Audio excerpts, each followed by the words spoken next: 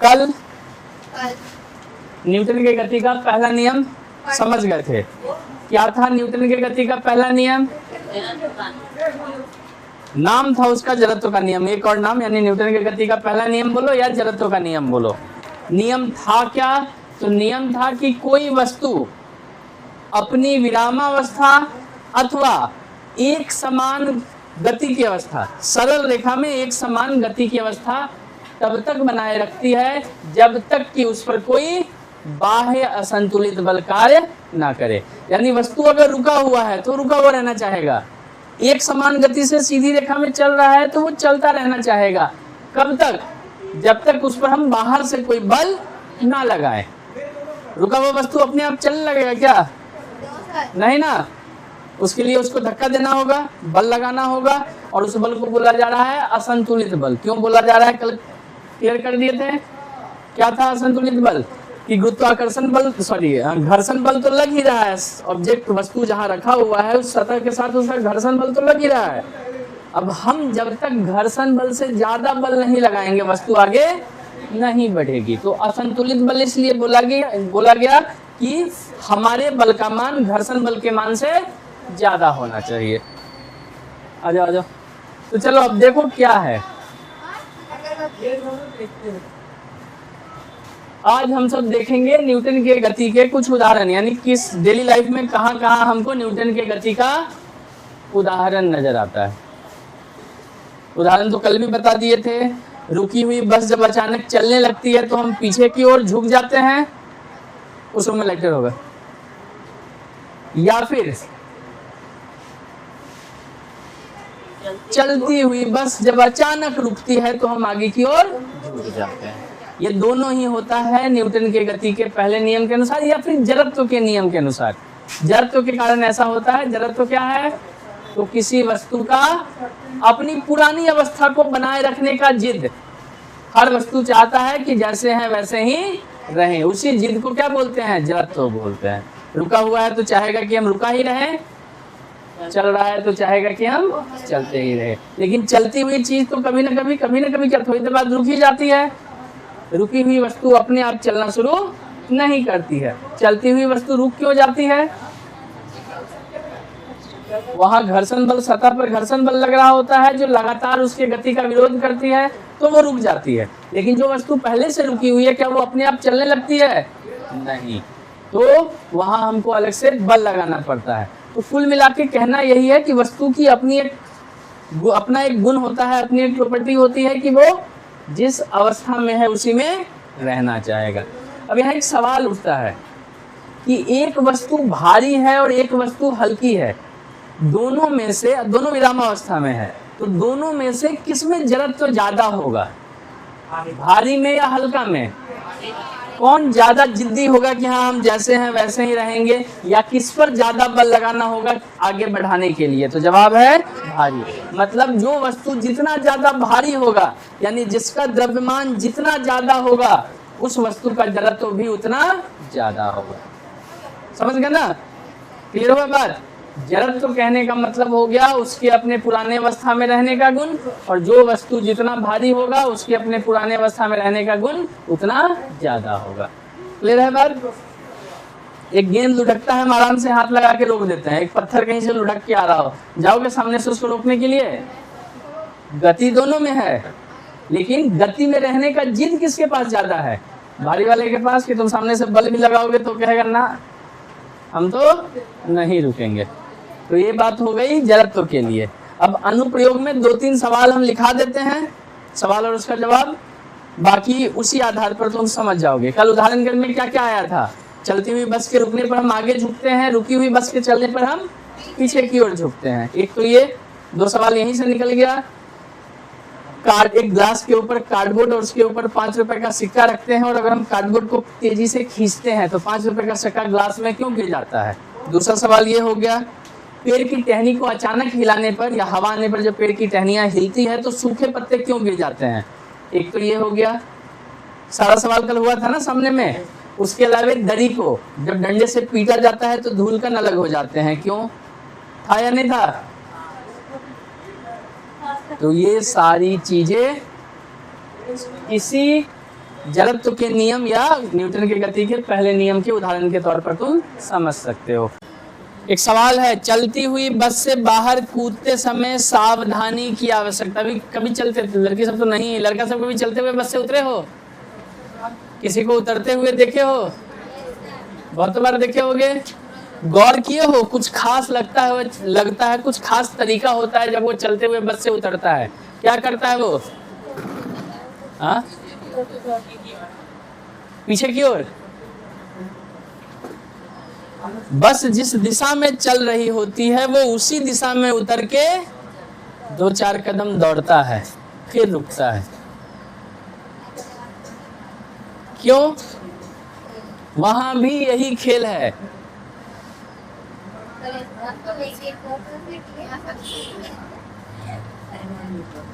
जब बस चल रही होती है तो बस के गेट पर खड़ा यात्री, पैसेंजर भी क्या होता है? गतिशील ही होता है। यात्री भी क्या होता है? गतिशील ही होता है। जब बस से वो अचानक बाहर निकलेगा और जमीन के संपर्क में आएगा तो जमीन तो रुका हुआ है, मतलब स्थिर है, उस पर जैसे उसका पैर पड़ा, कमर के नीचे का, कमर तक का हिस्सा क्या हो जाएगा? विरामावस्था में आ जाएगा। ऊपर का हिस्सा गतिशील ही रहेगा, तो आगे की ओर झुकेगा, और झुकेगा तो मतलब जमीन पर गिर जाएगा। तो ऐसे में जब वो कूदता है तो 2-4 कदम दौड़ता है। क्यों? ताकि शरीर का ऊपर का हिस्सा तो गतिशील है, नीचे वाला भी गति में रहता है, तो शरीर बैलेंस हो जाता है और झुकने या गिरने से बच जाता है। बात समझ में आई? तो यहाँ भी जड़त्व का नियम है कि शरीर जमीन के संपर्क में आते जड़त्व के कारण क्या हो जाता है? विरामावस्था में आ जाता है। हम आ रहे थे एक बार 7th 8th में रहे होंगे, पहली बार चलती हुई बस से उतर रहे थे और सीधे के बजाय उल्टे दिशा में उतर गए, फिर गिरे भी, घुटना छिला, पैर का नाखून उखड़ा, दोनों हाथ जमीन पे पड़ा तो हाथ छिला। उस समय तक न ये ज्ञान था न बस से उतरने का तरीका मालूम था। चलो कोई नहीं, 2 मिनट हमारे हैं तब शुरू करेंगे फिर आगे। तो जितना सवाल तुम सुने सब का सब के पीछे कारण क्या है? बस एक जड़त्व। जड़त्व के कारण जो चीज़ रुका हुआ है रुका रहना चाहता है, और गतिशील है तो गति में रहना चाहता है, और बस उसी के चलते होता है ये सारा घटना दुर्घटना। तो यहाँ तुम्हारे न्यूटन के गति का पहला नियम और उससे जुड़ा हुआ जो ये टर्म सब था वो खत्म हो गया। अब बारी है न्यूटन के गति के दूसरे नियम का। लेकिन दूसरे नियम को जाने उससे पहले दूसरे नियम में एक और पद आता है। जैसे पहले नियम में तुम्हारे सामने आया जड़त्व, आया ना, वैसे ही दूसरे नियम में तुम्हारे सामने आएगा संवेग, मोमेंटम।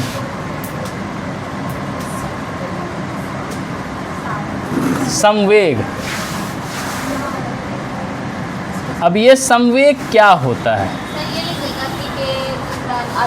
नहीं, अभी केवल संवेग लिख के डैश देना है। संवेग पहले समझो थोड़ा सा, फिर हम सब परिभाषा लिखेंगे और तब आगे देखेंगे इसको। संवेग क्या होता है?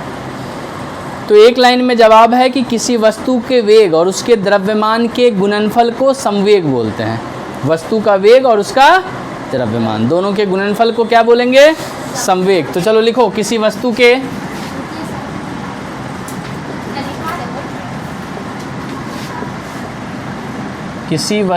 वेग तथा उसके द्रव्यमान भी हम पहले लिख सकते थे, पर एक ही बात है।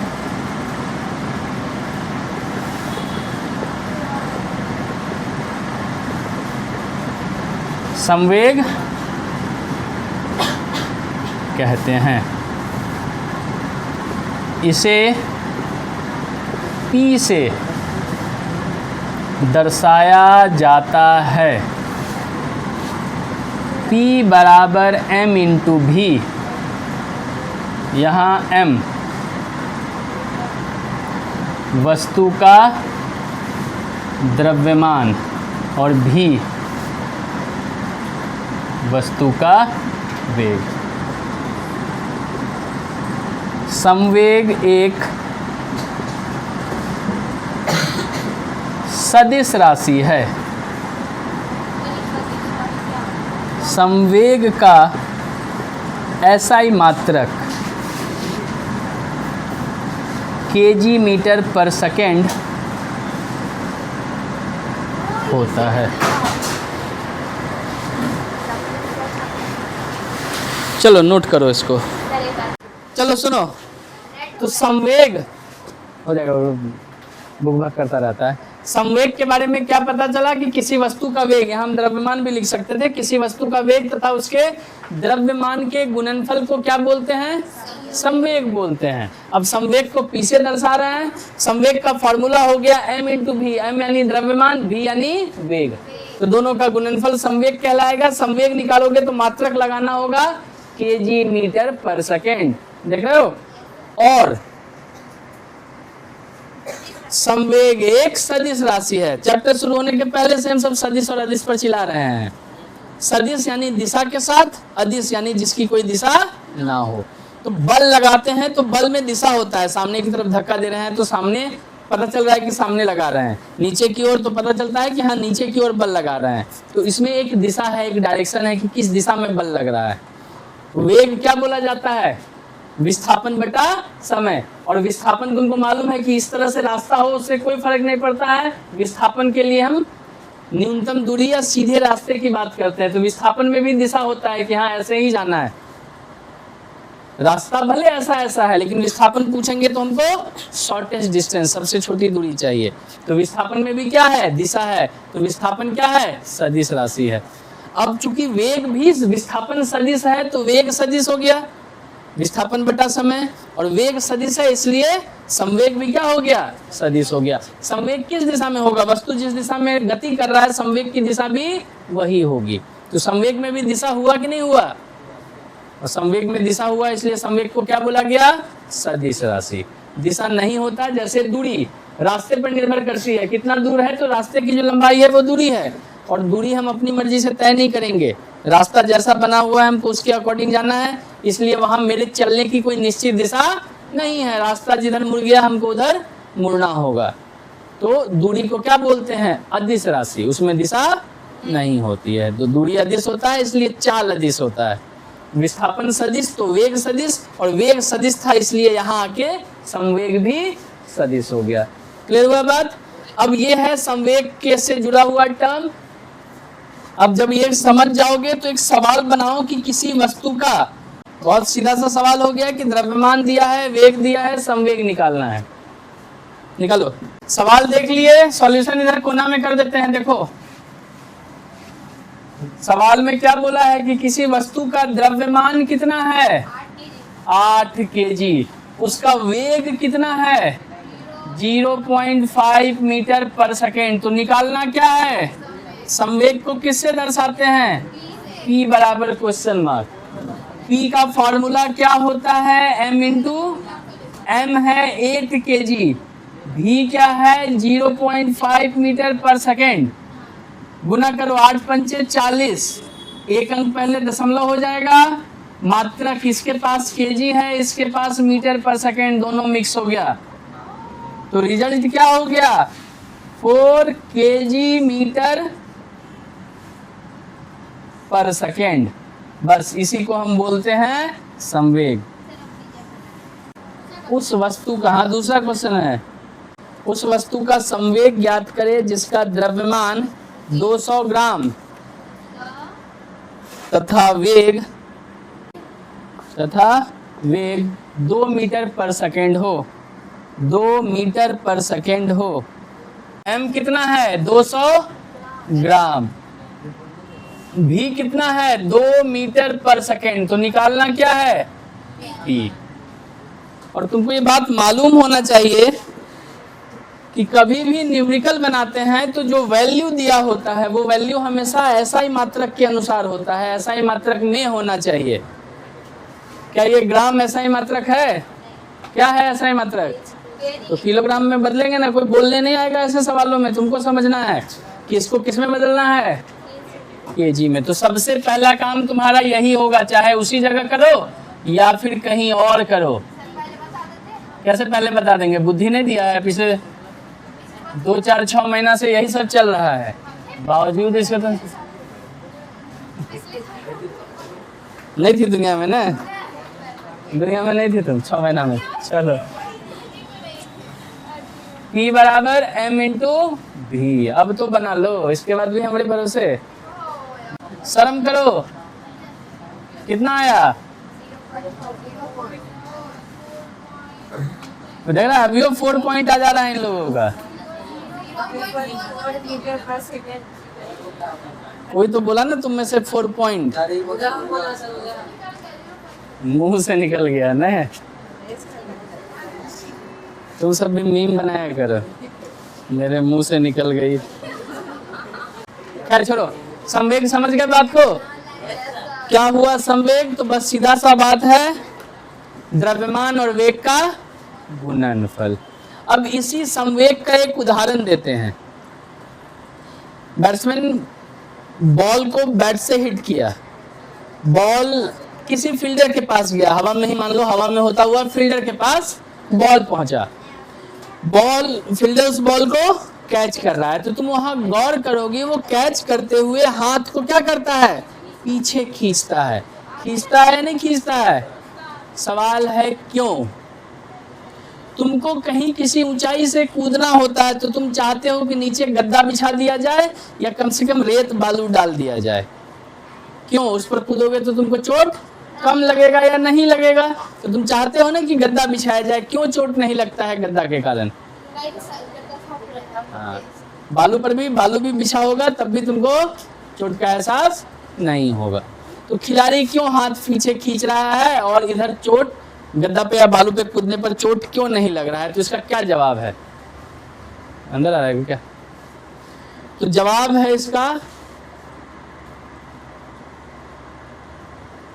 कि जब भी संवेग, किसी वस्तु के संवेग में परिवर्तन होता है, संवेग में परिवर्तन होता है। अब देखो दो संवेग हो जाएगा, एक तो गेंद जब आ रहा था तो उसमें कुछ ना कुछ स्पीड भी था और उसका अपना कुछ द्रव्यमान भी रहा होगा, तो कुछ ना कुछ संवेग निकलेगा कि नहीं उस जगह पर? निकलेगा। स्पीड भी है यानी वेग भी है और द्रव्यमान भी है, संवेग निकलेगा।